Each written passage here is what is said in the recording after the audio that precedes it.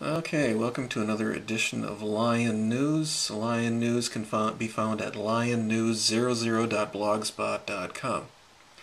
It's the 14th of November, and it's time to do another edition of Lion News. Are you an ignorant hayseed who blindly believes cops and elected officials? Okay? Unfortunately, there's a lot of ignorant people out there who blindly believe that cops are honest as the day is long. Well, if you watch the last video, this video right here, I showed you that cops are professional liars. Lawyers are professional liars. Okay? Judges are professional liars.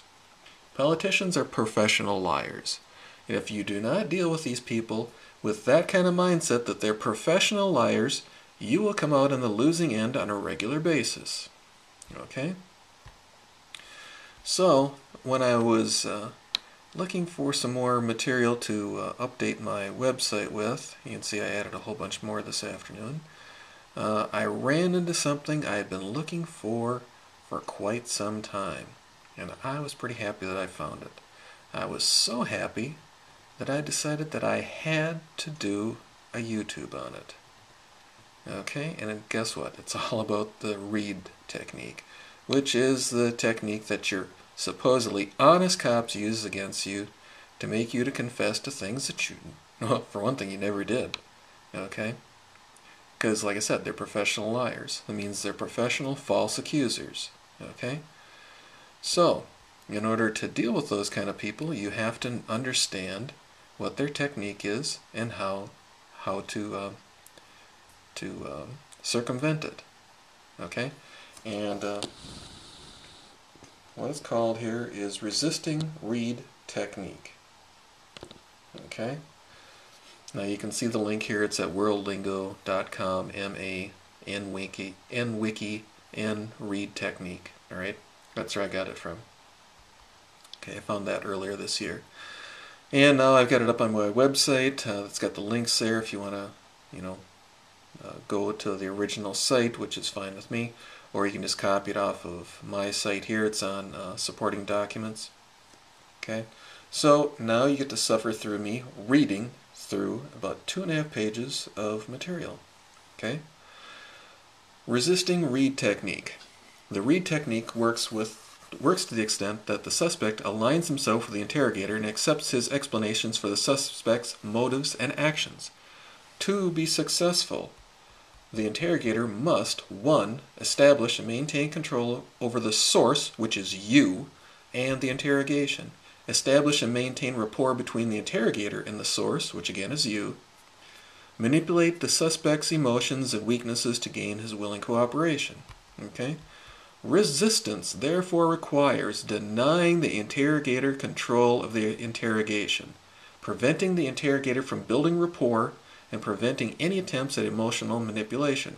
The suspect must maintain an attitude of detached hostility and skepticism at all times. Now, what did I just get done saying in this other one here? Are you an ignorant hayseed who blindly believes cops and elected officials? I said exactly the same thing. I do not trust cops, lawyers, and judges, okay? Because I know they're professional liars, okay?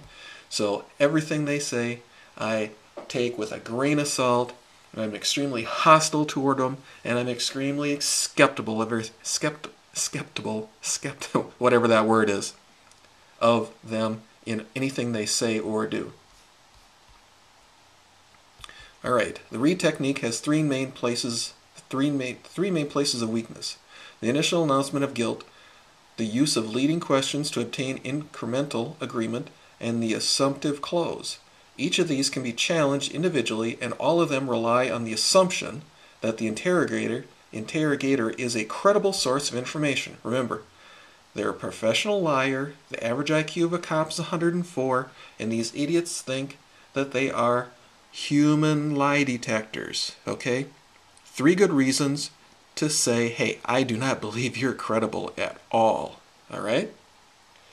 Attacking and denying the interrogator's credibility serves several purposes. It reduces the interrogator's ability to communicate. It disrupts the interrogation process. It creates a healthy state of opposition in the suspect that prevents internalization of the interrogator's ideas and allows the suspect an outlet for anxiety and fear. Okay? So in other words, don't let them get into your head.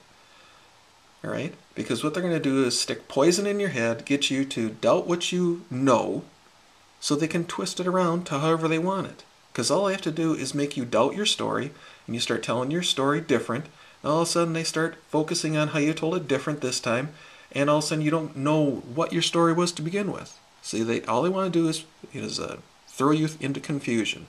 All right? The initial opener can be challenged by denying guilt and forcing the interrogator to explain and justify his beliefs. Okay? The last thing these people will do is provide proof of their assertions. Okay? And that's what the Reed technique is all about.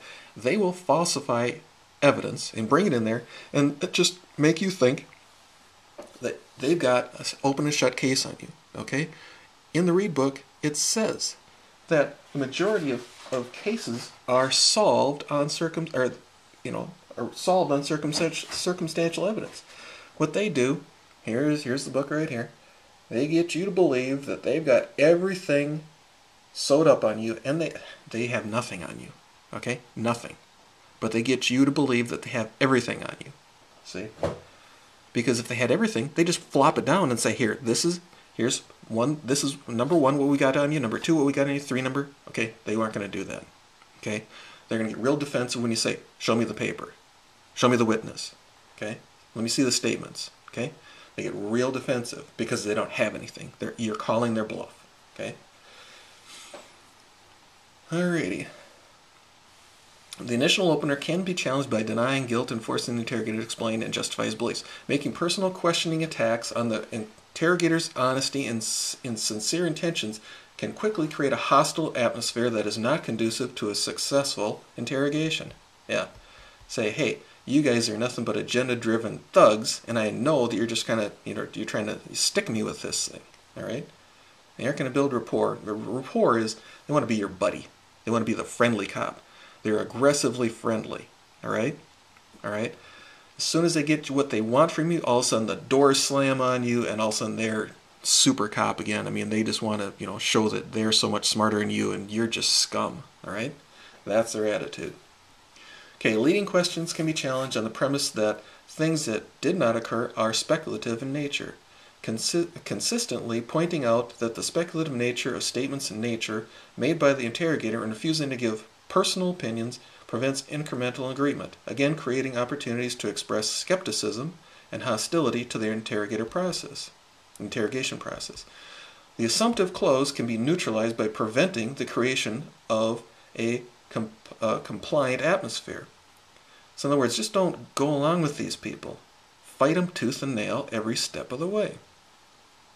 Say, when I was in jail, every time I went to court, I would just fight and fight and fight. And the transport guys said, why do you keep on, saying all those things about the judge? And why don't you just, admit you're wrong? I said, because I'm going to make you guys work for everything you're going to get. All right? See, because I knew I was railroaded to start with. So I'm just not going to roll over and make it easy for them. I'm going to make them fight for every square inch they're going to get from me. All right? Alrighty. And then the assumptive close can be neutralized by preventing the creation of a compliant atmosphere and by pointing out that both forks of the question are invalid. All right? So what they do is they do something, the forks is what they're talking about, is something called a false dilemma. All right? They give you the lesser of two evils. Or both answers are wrong, but they want to say you have to agree to wrong answer number one or wrong answer number two. All right? A false dilemma means there's a third answer out there that they aren't willing to allow you to say, like you're innocent.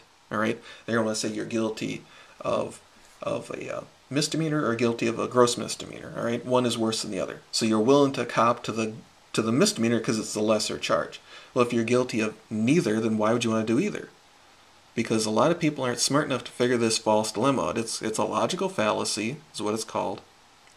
And what they do is they suck people into this, And you think the cops are being honest with you and the cops don't lie. All right? No, that's completely false. The law allows them to lie to you left and right.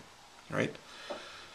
So again, they give you these two wrong answers, and they allow you to choose from the two and say, "Oh, here's your only choices." Well, then if they say these are your only two choices, then you go, "No, sorry, there's a third choice that I'm innocent." That's what you got to stick with. All right. The informal fallacy of false dilemma, also called false dichotomy, the either-or fallacy or bifurcation, involves a situation which only two alternatives are considered when in fact there are other options. Closely related are failing to consider a range of options and the tendency to think in extremes, called black and white thinking. Strictly speaking, the prefix "die" in dilemma means two. When a list of more than two choices are offered, but there are other choices not mentioned, then the fallacy is called a fallacy of false choice. When a person really does have two choices, as in the classic story, the lady or the tiger, then they are often said to be on the horns of a dilemma. False dilemma can arise initially when fallacy is used in an attempt to force a choice. If you are not with us, you are against us. But the fallacy can arise simply by accidental omission, possibly through a form of wishful thinking or ignorance, rather than by deliberate deception. When two alternatives are presented, they are often, though not always, two extreme points on some spectrum of possibilities. This can lead to credence to the larger argument by giving the impression that the options are mutually exclusive, even though they need not be. Furthermore, the options are typically presented as being collectively exhaustive, in which the case of the fallacy can be overcome or at least weakened by considering other possibilities, or perhaps by considering a whole spectrum of possibilities in a fuzzy logic. Okay, then they give the different types of fallacies here. Morton's fork. Okay, often a Morton's fork, a choice between two equally unpleasant options, is a false dilemma. The phrase originates from an argument for taxing English nobles. Either the nobles of this country appear wealthy, in which case they can be taxed for good, or they appear poor, in which case they are living frugally and must have immense savings, which can be taxed for good. This is a false dilemma because some members of the nobility may in fact lack liquid assets. Okay, false choice. The presentation of a false choice often reflects a deliberate attempt to eliminate the middle ground on an issue. A modern example of this is George Bush's speech of September 2001, in which he said, every nation in every region now has a decision to make. Either you are with us or you are with the terrorists. Okay? Black and white thinking. A common form of false dilemma is black and white thinking. Many people routinely engage in black and white thinking. An example which is feeling boundless optimism when things are going well and suddenly switching to total despair at the first setback. Another example is someone who labels others as good or all good or all bad. There is no alternative. The assertion that there is no alternative is an extreme of the false dichotomy taken to its ultimate extreme, in which the options are reduced to one, the proposal of the speaker. Of course, the speaker does not believe there are